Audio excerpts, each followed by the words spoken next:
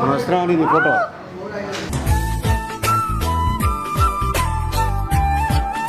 మంచిగా dry fruits నేను వేసినట్టు బాగా నింపేశారు కదా ఇందులో.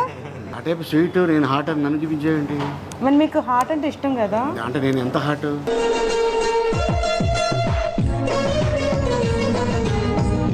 మా వారు కలర్ని బట్టి డ్రెస్ కలర్ని బట్టి నేను ఈరోజు కద్దుగా ఖీర్ చేద్దామని, అది మంచిగా మ్యాచ్ అయిపోతుంది. ఇంతమంది వెయిటింగ్ చూడండి, ఎంతమంది. వావ్, ఫస్ట్ ఇక్కడ తీయడం నేర్చుకుంటారు, తర్వాత మన తోలు తీస్తారు. ఎవరి మీదైనా కోపం ఉంటే వాళ్ళు తలుచుకుంటూ చేస్తే ఈజీగా అయిపోతుంది. ఆ విస్మి కేడాల్లో మా వారిని అడిగి తెలుసుకుందాం. Very good. తర్వాత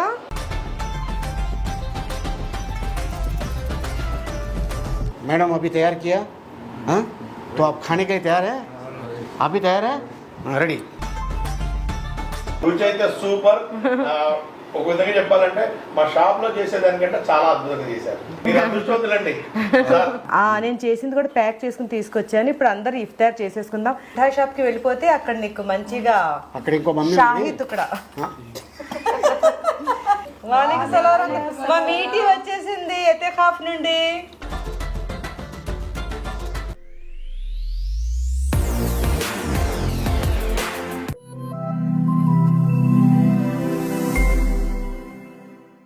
hi everyone, welcome back to my channel Zubed Ali. నమస్తే, అస్సలాము అలైకుం. నమస్తే, అస్సలాము అలైకుం.